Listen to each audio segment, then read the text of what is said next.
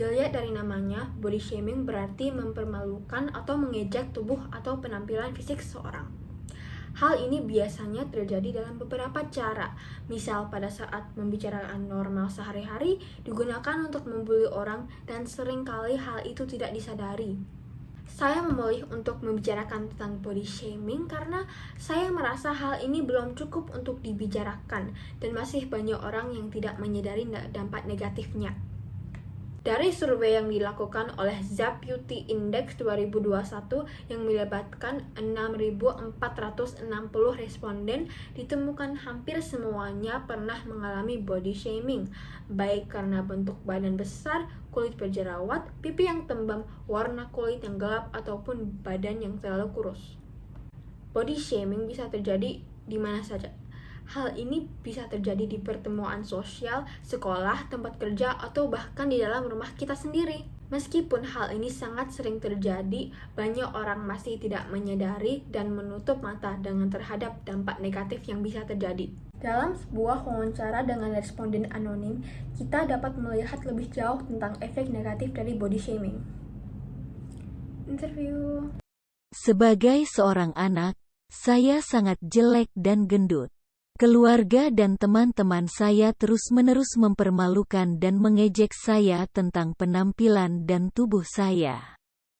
Selama bertahun-tahun saya mengembangkan banyak rasa tidak aman tentang makanan dan tubuh saya, dan ketika saya berusia 11 tahun saya mulai membuat diri saya kelaparan sehingga saya bisa kurus. Akhirnya, yang terjadi adalah saya mengalami gangguan makan yang serius. Saya sering merasa lelah, perut saya sakit dan bahkan haid saya tidak teratur. Saya selalu merasa sakit, tetapi terlepas dari semua efek samping negatif ini, gangguan makan saya semakin parah. Saya merasa bahwa satu-satunya cara agar saya bisa diterima dan tidak diejek adalah dengan cara kurus. Sepanjang masa remaja saya terus memiliki hubungan yang sangat sulit dengan makanan. Saya sangat tidak aman dan bahkan menolak untuk melihat badan saya dan tidak peduli seperti apa penampilan saya. Saya tidak pernah merasa bahagia dengan tubuh saya. Saya terobsesi dengan berat badan saya dan bahkan mulai mendokumentasikan semua yang saya makan, jam berapa saya makan dan berapa berat badan saya. Sampai hari ini saya masih berjuang dengan makanan dan gangguan makan. Dari wawancara kami dapat melihat efek negatif dari body shaming dalam kehidupan nyata. Ini dapat mempengaruhi seseorang tidak hanya secara fisik tetapi mental, menyebabkan mereka mengembangkan rasa tidak aman yang parah, menurunkan kepercayaan diri mereka, dan memperburuk kesehatan mental mereka secara keseluruhan.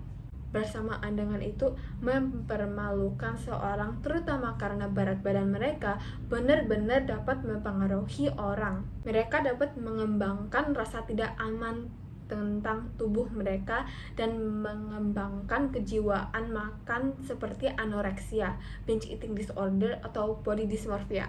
Sekarang kita tahu apa itu body shaming dan bagaimana pengaruhnya terhadap kita. Apa yang bisa kita lakukan agar body shaming tidak terjadi lagi? Sederhana saja, berhenti mempermalukan orang lain karena penampilan mereka. Entah itu menggosipkan mereka di belakang, langsung mempermalukan mereka di depan wajah, atau hanya bercanda tentang hal itu. Dan ketika ada teman, keluarga, atau seseorang yang Anda kenal mulai mempermalukan seorang karena penampilannya, cobalah untuk menghentikannya. Alih-alih membiarkan perilaku ini berlanjut, ajarkan mereka tentang bagaimana kata-kata mereka benar-benar dapat memengaruhi orang. Kata-kata dan tindakan Anda memiliki kekuatan.